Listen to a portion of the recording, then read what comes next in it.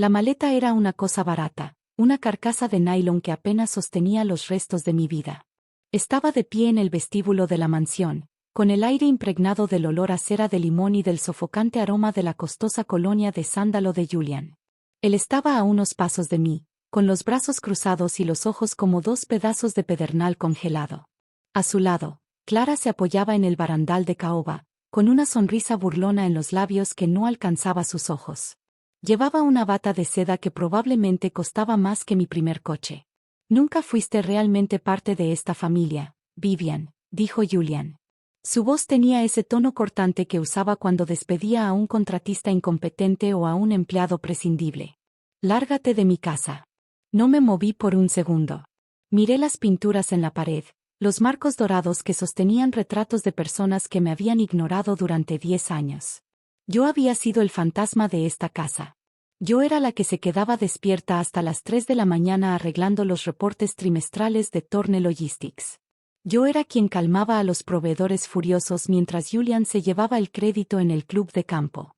He pasado los últimos 3 años trabajando gratis para ti, dije. Construí la estructura logística que salvó a esta empresa de la bancarrota en el 22.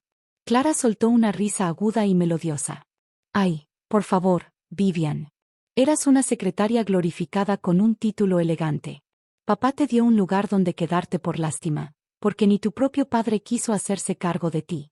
No confundas un acto de caridad con una sociedad. Julian dio un paso hacia mí, invadiendo mi espacio. La caridad se acabó. Tengo nuevas direcciones para la empresa y tu presencia es un problema. Eres demasiado rígida, demasiado obsesionada con las reglas. Necesito gente que se adapte. Ahora toma tus cosas y vete antes de que haga que el equipo de seguridad te arrastre por la grava. Sentí el familiar ardor en el pecho, ese viejo dolor vacío de ser desechada. Pero esta vez el dolor no me hizo encogerme. Me volvió fría. Metí la mano en mi bolsillo y saqué mi teléfono. No miré a Julian. No miré a Clara. Revisé mis contactos y presioné el nombre que estaba hasta arriba de mi lista de favoritos. Activé el altavoz y levanté el teléfono entre nosotros. El sonido de la llamada resonó en el silencio del vestíbulo. 3 tonos. Luego una voz profunda y resonante respondió. ¿Vivian? ¿Todo está bien? Miré directamente a Julian a los ojos. Vi el destello de confusión en su mirada. No reconoció la voz de inmediato, pero la autoridad en ella era inconfundible. Hola, papá, dije con calma. ¿Todavía estás listo para cancelar todos los contratos con ellos? El silencio que siguió fue absoluto. Luego la voz al otro lado habló de nuevo, esta vez más fuerte, vibrando a través del pequeño altavoz. He estado esperando tu señal, cariño. Tengo al equipo legal listo. Solo dame la orden y Sterling Global retirará cada cuenta, cada contrato de arrendamiento y cada sociedad con Torne Logistics antes del mediodía de mañana. Puedo borrar a ese parásito del mapa antes de la cena. La sangre desapareció del rostro de Julian. No ocurrió de golpe, fue un desvanecimiento lento y enfermizo, como si le hubieran sacado la vida de las venas. Sus brazos cayeron a los costados. Abrió ligeramente la boca, pero no salió ningún sonido. ¿Arthur? Susurró Julian, con la voz quebrada. ¿Arthur Sterling? Julian, retumbó la voz, ahora cargada de un desprecio calculado. Supongo que acabas de terminar de explicarle a mi hija que no forma parte de la familia. Me parece fascinante, considerando que mi capital es la única razón por la que tu familia todavía tiene un techo sobre sus cabezas. La sonrisa de Clara desapareció. Dio un paso al frente, con la voz repentinamente aguda y agitada. Vivian, espera. Hubo un malentendido. Solo estábamos teniendo una discusión. Papá, amamos a Vivian. Ella es como una hermana para mí. Miré a Clara. La desesperación en sus ojos era un banquete. Un proyecto de caridad, Clara, le recordé. Así fue como me llamaste. Estaba bromeando. Gritó Clara, intentando tocarme el brazo. Di un paso atrás, evitando su mano como si estuviera contaminada. Arthur, dije al teléfono. Hazlo. Todo. Y quiero que activen la auditoría de los préstamos mezanine. Creo que encontrarás discrepancias muy interesantes en la forma en que Julian ha estado manejando los gastos generales. Considéralo hecho, respondió Arthur. Enviaré un coche por ti en 10 minutos.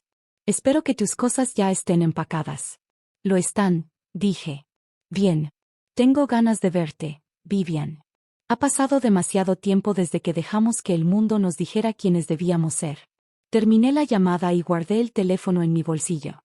El silencio regresó, pero la dinámica de poder había cambiado.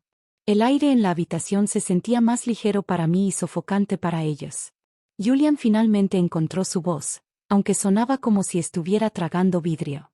¿Planeaste todo esto, siseó Julian? ¿Nos has estado manipulando? ¿Todo este tiempo estabas espiando para él? No estaba espiando, Julian. Estaba trabajando. Hice el trabajo que eras demasiado flojo para hacer y guardé registro de cada vez que le mentiste a la junta directiva. No planeé que me echaras hoy, pero sí planeé el día en que decidieras que ya no te servía. Solo no esperaba que fueras tan transparente al respecto. Podemos hablar de esto, dijo Julian, cambiando bruscamente de agresividad a súplica. Dio un paso hacia mí con la mano extendida. Vivian, escucha. Podemos reorganizar todo. Puedo darte un asiento en la junta. 20% de participación. 30. Solo vuelve a llamarlo. Dile que todo fue un malentendido. No quiero un asiento en tu junta, Julian. Quiero verte arder con ella. Clara comenzó a llorar, un sonido fuerte y exagerado que normalmente funcionaba con su padre. Papá, haz algo. Nos está arruinando. Julian la ignoró, concentrado completamente en mí. No puedes hacer esto. Solo eres una chica. No eres nada sin el apellido Thorne. Ese es el problema con el apellido Thorne, Julian. Solo tiene valor porque personas como mi padre creen en él. Y mi padre acaba de dejar de creer. Recogí mi maleta. Cuando caminé hacia la puerta, Julian me sujetó del hombro.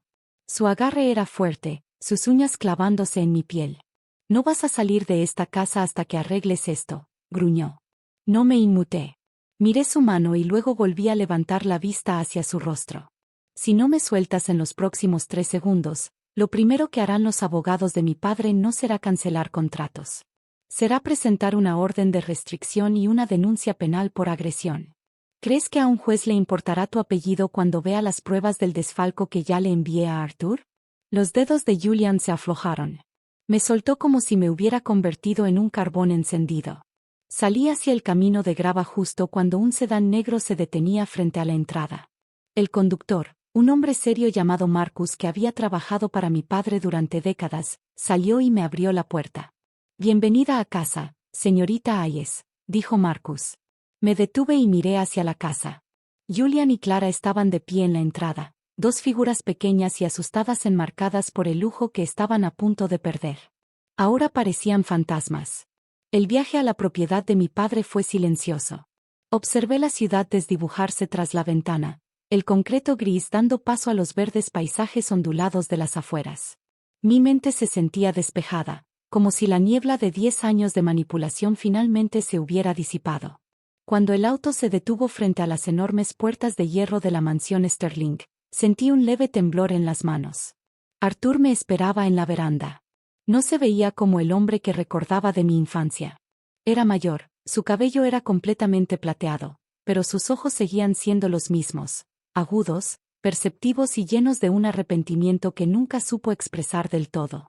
«Te pareces a tu madre», dijo cuando bajé del auto. «Yo me siento como una extraña», respondí. Él dio un paso al frente y me abrazó. Al principio fue rígido, porque ninguno de los dos estaba acostumbrado a ese gesto, pero luego me sostuvo con más fuerza. «Lamento que haya tomado tanto tiempo, Vivian. Quería que encontraras tu propia fortaleza, pero no me di cuenta de cuánto estaba intentando destruirte Julian». «Lo intentó», dije, apartándome un poco para mirarlo. «Fracasó. Puedo verlo. Marcus me dijo que manejaste la salida con precisión quirúrgica». «Aprendí del mejor», dije, con una pequeña sonrisa genuina apareciendo en mis labios. Aprendí exactamente cómo no tratar a las personas gracias a él. Durante las semanas siguientes, el colapso de Thorne Logistics fue como ver un choque de trenes en cámara lenta. Debido a que Arthur retiró simultáneamente el financiamiento y los contratos, Julian se quedó sin influencia.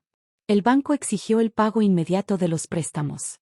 Los proveedores, al darse cuenta de que el barco se hundía, exigieron pagos inmediatos.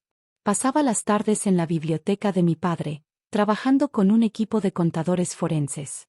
Nos sentábamos alrededor de una pesada mesa de roble cubierta de libros contables e impresiones digitales. Estaba desviando dinero del fondo de pensiones, explicó la contadora principal, una mujer meticulosa llamada Sara. Usó una serie de empresas fantasma para transferir dinero a sus cuentas personales. Creyó que la complejidad ocultaría todo, pero dejó un rastro de migajas que conduce directamente a sus cuentas offshore. ¿Podemos recuperar el dinero?, pregunté. La mayor parte, sí, respondió Sara. Pero la empresa en sí es una cáscara vacía. Ya no queda nada que salvar. Una tarde, mi teléfono vibró. Era un mensaje de Clara. Por favor, Vivian. Estamos perdiendo la casa. Papá está destrozado. Solo habla con Arthur. Dile que lo sentimos. Haremos lo que sea. Miré la pantalla durante mucho tiempo. Recordé aquella vez que llegué a casa con una fiebre de 39.5 grados y Julian me dijo que dejara de fingir porque tenía una cena importante. Recordé a Clara riéndose cuando lloré en el aniversario de la muerte de mi madre. Eliminé el mensaje y bloqueé el número. Un mes después, vi a Julian por última vez. Fue en una sala de conferencias estéril de las oficinas legales de Sterling y Associates. Parecía 10 años más viejo.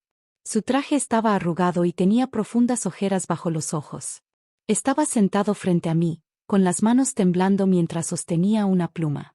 Este es el acuerdo, dije, deslizando un documento sobre la mesa. Transferirás las acciones restantes de la empresa al grupo empresarial de mi padre.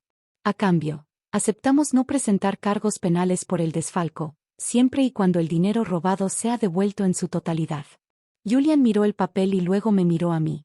¿Por qué haces esto? Pudiste haberme enviado a prisión. Pude hacerlo, admití. Pero eso significaría que todavía seguiría pensando en ti. Estaría revisando las noticias para seguir tu juicio, pensando en tus apelaciones. No quiero pasar ni un segundo más de mi vida ocupada por ti. Esto no es misericordia, Julian. Es un desalojo. Te estoy desalojando de mi mente. Firmó los documentos con un movimiento brusco y desesperado. No me miró cuando se levantó para irse. Parecía derrotado, un hombre que había pasado toda su vida construyendo un pedestal solo para descubrir que estaba hecho de arena.